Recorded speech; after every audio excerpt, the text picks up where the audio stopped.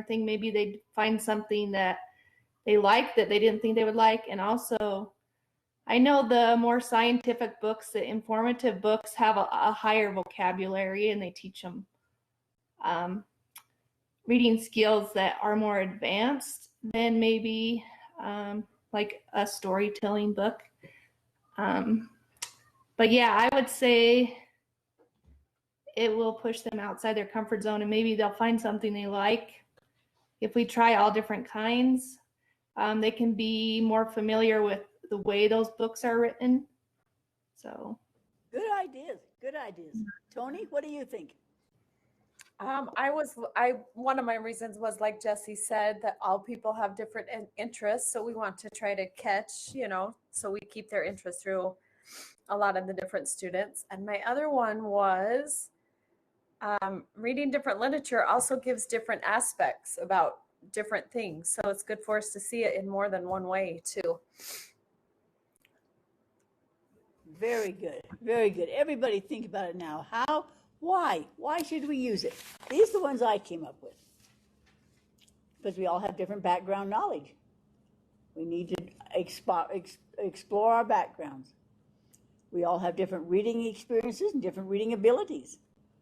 Sometimes I read a book that I thought was so boring, but once I get into it, even though it's hard, I got into it, and I loved it once I got into it. Remember, Dr. Sousa told us about using pictures and color. Sometimes it's just the visual. They don't even read the words, but the visual is so important to them. It lowers the affective filter. What's the affective filter? Maria, your ESL, have you come across that term in yours? What's the affective filter? Yes, the affective filter is when you have to pay attention to the feelings of the students and not make them uncomfortable, and make sure that the environment is a place where they feel safe, and yeah, just safe, I guess. So yes. yeah. You're right. Sometimes they get so nervous, I have to read this book, or I have to read it out loud, but if they're allowed to read and enjoy, it lowers the affective filter. We need to use a variety, I think, because some people do not have the availability at home. We need to help them, like Laura, going to the library. There's lots of choices. Out here in Roosevelt, we use them a lot to see the world. Some of these students will not travel too much. They will not travel too much, and they can see other parts of the world. They sometimes, like the teachers that I just showed you, they'd use it to illustrate a point, that we can talk about the weather. No matter what age, we can talk about the weather. Old men talk about the weather. I mean, everybody talks about the weather, but do they understand it? And he led them into a science lesson that was quite complicated, but he led them into it gradually. Also, a variety shows common ground sometimes. If we talk a book about China, when my little grandson that was 4 years old went to class, they said, well, there's a Great Wall in China. He said, yeah, I've walked on it, because he travels in the foreign service. So common grounds, I know this and you know this. Visual literacy is a big choice, and that's really pushing right now. Children need to see visually and respond visually. We can also stretch their imagination. Remember, the first R that we read last week for the last class was very hard to read. It was difficult. But it was a good example of informational literacy. There was a lot of information in there. And if you really needed that information, there was a lot of good information, how to write research, how it was important, how it affected us. There was a lot of, even though it was difficult, it had a lot of it in it. We can also learn new ideas and say, oh, I can build on my old ideas. We can also, I hadn't even thought of this until this little boy in fourth grade said, well, if we don't buy the books, we won't have any authors, because they won't write, because they write for money. Well, that's true. That's their living. I had not really thought about that. But if we help to buy their books, we'll have more literature out there to read. And also, we can watch for banned or controversial subjects. A lot of Dr. Seuss books, remember this year, were banned. You remember that? Did you see about Dr. Seuss being banned? Because of some of the books. There's a book that used to be very famous. In fact, it won an award. It was called The 7 Blind Mice. And there were 7 little mice of different colors, and they all had to touch something and tell what it was. And one of them touched it and said, well, I think it's a rope. And somebody else touched it and said, the blue mouse touched it and said, well, no, I think it's a tree trunk, because he was touching the elephant's leg. And the yellow mouse said, no, I think it's a great big leaf or something. He was touching the great big ear. But without even thinking, the author had the white mouse say, oh, it's an elephant. So they banned it because it was only the white mouse that realized it was an elephant. So for some reason, it was, controversial. So they need to know there's things like that. There are some Judy Blume books, some of them that are being banned. So anyway, we need to read for just pure enjoyment sometimes, just to escape. There's lots of reasons we need to use varied literature. Anybody else want to say why? Okay, so there's the 7 P's. That's what our class is. Our purpose is to read books. Our principle is that it doesn't matter if you're old or young, you need to learn what is interesting. And these books for higher grades that we just looked at are nothing but great big picture books. But they led into the history. They led into to weather. They learned science things. We participated by brainstorming why we should use varied levels. We've been probing. 18 answers I thought of why we should use different ones. Now you need to ponder, how am I going to use literature? To enrich or improve my lessons? I'm not saying your lessons are bad at all, but maybe you want to just enrich them a little or change them a little, or I always do that, but maybe this year I'll do something differently. And then P for present and put into practice. All of you are going to have an opportunity to present and put things into practice. Okay, now before we take our break, let me show you what I did on our lesson tonight.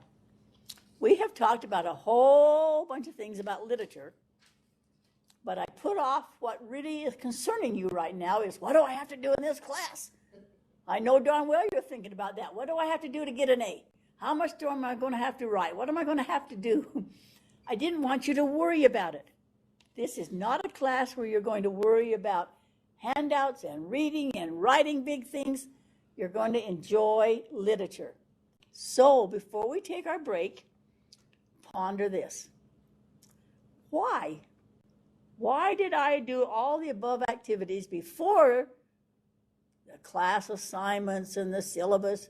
What is my purpose? Remember andragogy? You are adults. I don't have to spoon feed you. I don't have to give you an outline. You do this and this and this and this and this, and to get an A, you do this and this and this and this. You are adults, and you're going to be treated that way. You're going to read what's of interest to you. I'm going to make lots of suggestions. Other people will make suggestions. But andragogy says you are adults. There is a handout. If you'll please go to it, we'll look at it, and then we'll take a break. So go to your modulars, please, and go to andragogy right here. We've talked about it before because you were in the class before. What I think is funny is they don't put the Y's on these. Wikipedia doesn't spell it right. It's supposed to have a Y on the end. It's up here at the top has a Y, but it just bothers me. So, but anyway, here's a definition. Andragogy is the science of understanding and supporting practice of lifelong adult education. That's you. Malcolm Knowles, remember we learned about him in our last class. He's the one that came up with it. Tells about the history. It was coined by a German educator in 1833, so this isn't brand new. Tells how each one came around with it. Knowles came up with motivation for adult reading. The reason you're reading, and maybe you might want to look at your children, is a need to know. Well, a lot of your students do that. For foundation, a lot of them do not have the experience. Like we talked about these little kindergarten kids, we learned about the zoo a lot. Only 2 in that whole kindergarten class had ever been to Salt Lake to see the zoo. For self-concept, adults need to be responsible for your own decision. You're going to decide what you're going to read in this class and what you're going to do in this class. Readiness, is it going to be relevant to your work? You're going to be most interested if it has immediate relevance to your work or to your personal life. Orientation, if it's going to settle a problem in your class. How am I going to lead into this class of teaching about the weather? What's a fun way to get their involvement? And motivation. Adults respond better to internal versus external motivators. I don't think you're in here to earn the A, you're in here to learn how to use literature, and that's what we're going to do. So there are lots of things you can read about it here when you have time. All right, let's take our break. See you back in 10 minutes, and then we'll talk about what we're going to actually do in the class to earn a grade. Any questions right now? See you in 10 minutes then.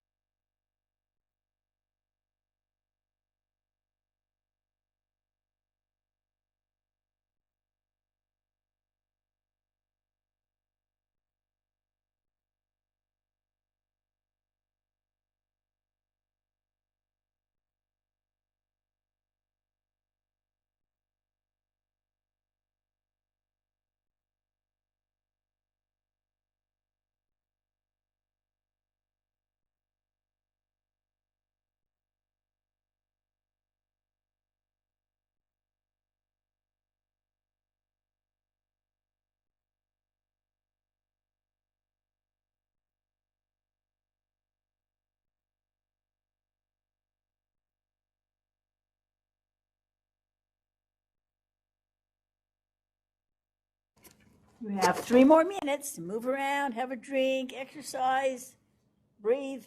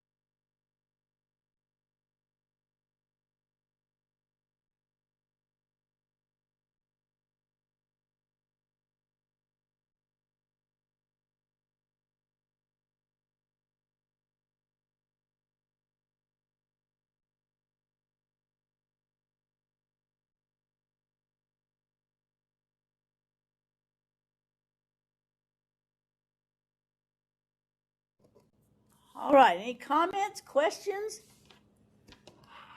I didn't want to start in with assignments and this is what we're going to be doing and da-da-da, the typical class. I want you to know that we're going to do literature, lots of literature. So let's look at the syllabus, please. Find your, it's the top one, and let's go over what we're going to be doing. If you can't find it, please tell me.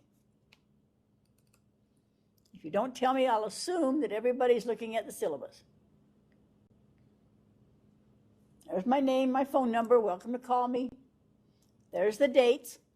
October 27th to December 8th with no class on November 24th. Attendance is critical. They don't like people just coming and not. I know there's things you have to do sometimes. You have emergencies. SUU puts it there in red that it takes 15 hours per credit.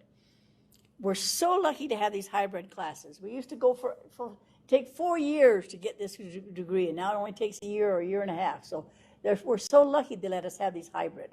We have 6 weeks of 4 hours each week, and then 21 hours of doing things outside of class. There's the books we're going to be using. Now let me show you. This is the 7th edition. I don't know if you have the 7th.